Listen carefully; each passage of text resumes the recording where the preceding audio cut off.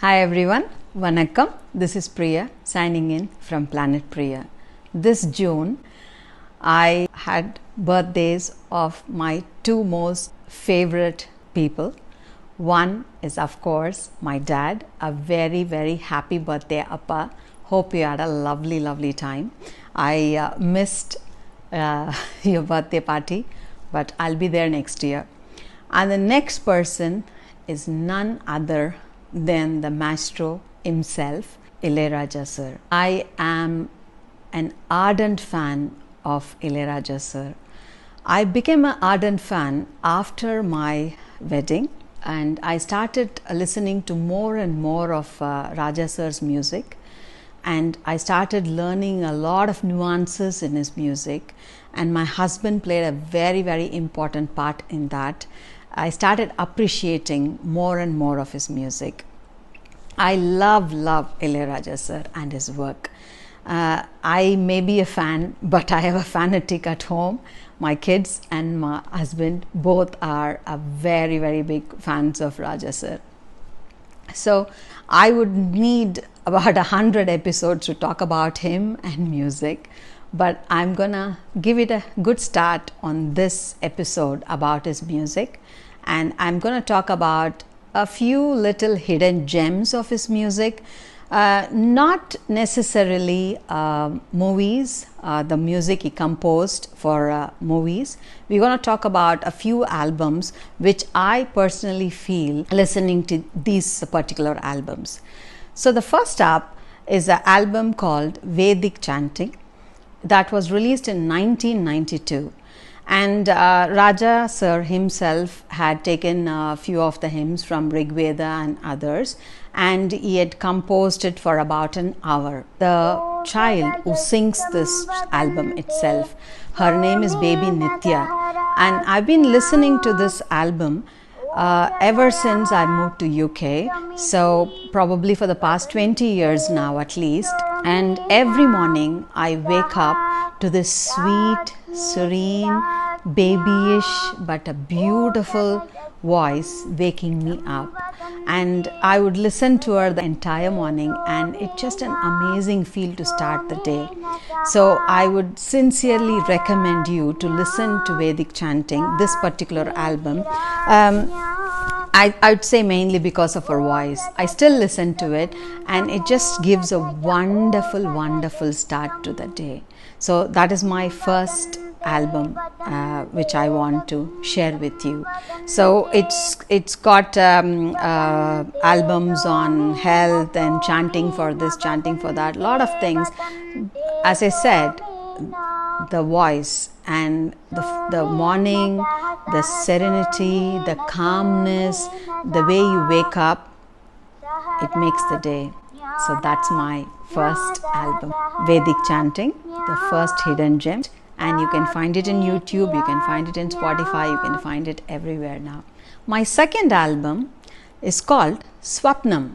Swapnam is an album for Carnatic dance performances. I absolutely love this album too. In this album, it's an album which was composed by Raja sir, and it was staged as a Bharatanatyam performance, and it comprises of various different songs from Tiruvasagam and Devaram and Nandanar Charithram and all that. And this was done by the dancer Kritika Subramaniam, and it has 10 songs. And the lot of very important people, lot of amazing talents have performed in this particular album. My favorite Rajesh Vaidya is in it, and of course M.R. Kannan is on violin, and Sudha Raghunathan has done an amazing job singing the songs. It's an album on Lord Shiva, and it's a dance performance. You would feel yourself seeing the dance, you'd feel yourself just seeing people dance on stage. It's done that beautifully. And it gives you a lot of introduction to classical music. So that's the second album. So the album is called Swapnam, and the last one is nothing but Tiruvasagam. I don't think I would sit and read Tiruvasagam. on my own, but he made an amazing work of combining music with Tiruvasagam. It was played by the Budapest Orchestra, Symphony Orchestra, and this was done in Budapest itself. And he's done such a beautiful job on playing and combining music, a classical and Western style of music, a symphony, into Tiruvasagam. I think it's so easy to convey something to somebody, as music puts a lot of feel to it, a lot of easiness to learning something. And this one particular song which says Ko Tumbi, there is a song which called Ko Tumbi. Tumbi is a dragonfly. So when you listen to the song, the violin and the instruments and everything, you feel like you are the dragonfly who is floating. You feel so light floating away, and happily floating away here and there until you come to a rest. So it feels like you're taking off somewhere and you're floating here and there, and by the time you finish listening to the song, it just calms you down so much. And I would say unwinding is a very, very important part for each and every one of us at these tough times. So listen to music, listen to more and more music, and you can learn more about music. There is no boundaries for music, so I would say keep learning. You don't have to be a professional to learn music. You can still learn it on your own. Just listen to songs and start appreciating more and more of music. And I would say at these tough times, these trying times, music is very good to heal anyone. So these three gems keep me afloat most of the time, mainly the Vedic chanting. I just feel, I listened to the child sat next to me and asking me to just go back to sleep literally. You should try listening to it.